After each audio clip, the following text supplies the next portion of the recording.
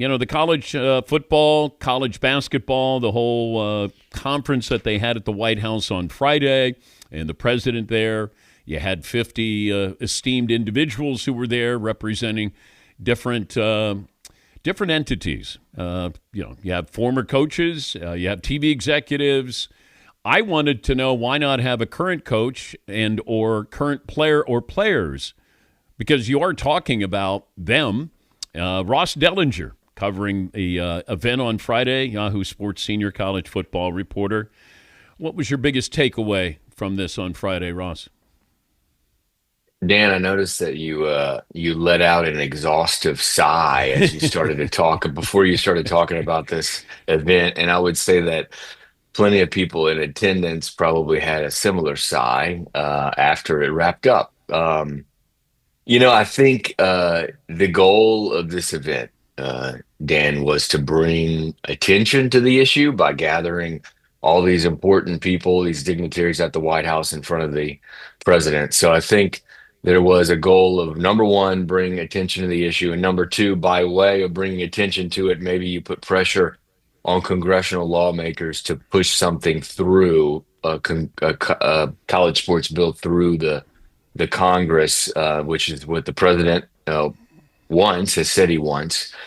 And I think actually it accomplished goal one. It certainly got people talking and had attention brought to it.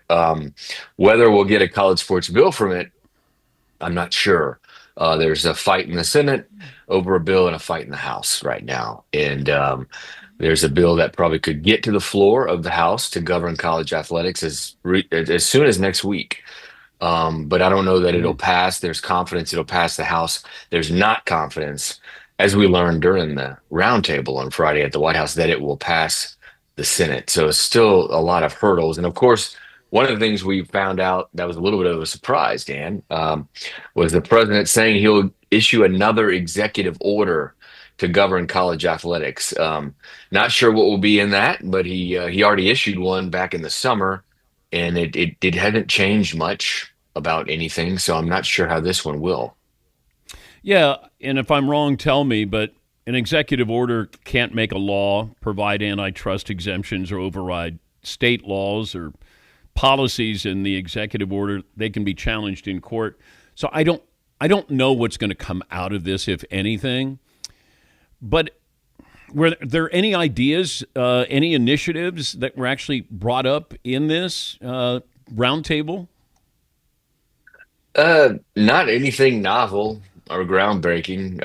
There Okay. was a good amount of time spent discussing the SCORE Act, the college sports bill that's in the House that has twice failed to get to the floor because they didn't have the votes. And again, that I think next week or maybe for the following week, we will see that finally move. There was a lot of talk about the SCORE Act. And then there was a lot of talk from the president specifically about the judicial system, which you could tell he has sort of a vendetta against because of rulings that have come against him the last few months or so. So he sort of blamed college sports' current situation on judges and on their rulings.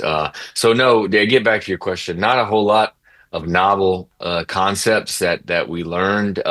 Just college sports folks sitting around with the president, complaining about judges and hoping for something to happen in Congress. Why not a current coach or current players? Yeah, well, I mean, so I think a small group of media, we got a few questions in at the very end, and someone did ask the president why there wasn't a current college athlete on the panel, and he turned to Randy Levine, who's the Yankees president, who actually put together the roundtable, and said that while there's no current athlete now around this specific roundtable, that in the future, as this group continues, there will be athlete voices sort of joining. And apparently the group will continue, maybe not as big. They're going to break off into sort of like a smaller subgroup. I don't know, 3, 5, 10 people to continue working with the legislature. That's the thing, Dan. That you read all that's accurate about the president in an executive order. He can't do a whole lot. There's not a whole lot of power there. You need congressional action. So this small subgroup of the roundtable will work with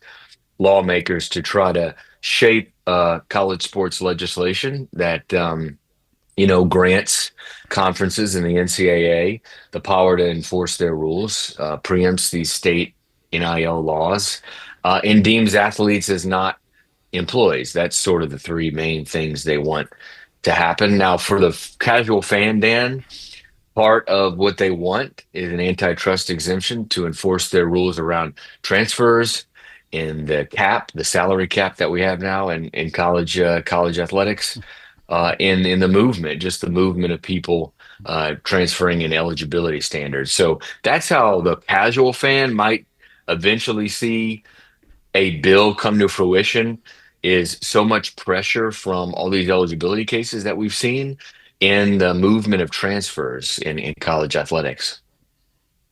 What role does Nick Saban play? Well, I think he's got a pretty big voice, number one, and for whatever reason, the president wants him to play a very big role. He was, there was this commission or this roundtable that was put together was something last spring, almost a year ago, that kind of got out publicly, and the president wanted Nick Saban to chair it, and Nick actually didn't want to be involved. And so somehow he got talked into being involved now at this roundtable. He's certainly got a big voice, and the president wants him involved.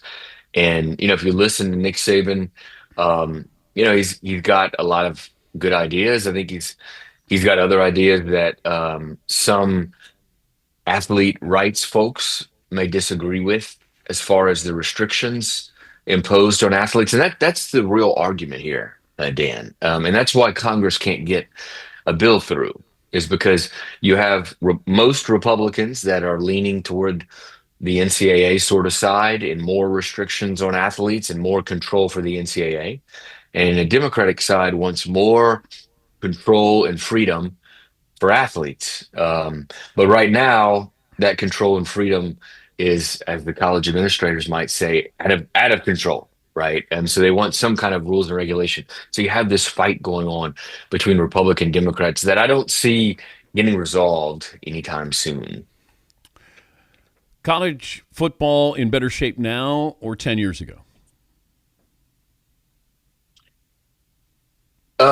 Since the athletes are getting some kind of compensation right now, from the multi-billion-dollar business that is college football, uh, you have to say it's in a better situation.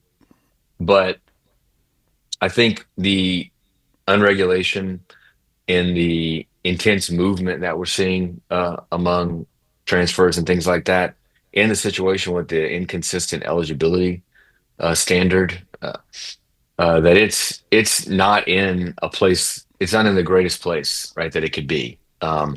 So there's a balance that has to be struck on how much rule and regulation, how much restriction do you put on athletes? Because 10 years ago, Dan, they had virtually none, right? They had no hardly any freedoms. Um, and now maybe the argument is they have too many freedoms, and so we don't have any rule and regulation. There's got to be sort of a balance there. And usually you get to that balance by what the NFL and all the pro leagues have done, Dan, which is collective bargaining. But it's not that easy in college. And it has been a big topic of discussion, but it's not like you can push a button and get there. But many administrators want to try to start taking steps, Dan, down toward a collective bargaining agreement of some sort with major college football and basketball players. Thank you, Ross. Yep, good to be on. Ross Dellenger, Yahoo Sports senior college football reporter.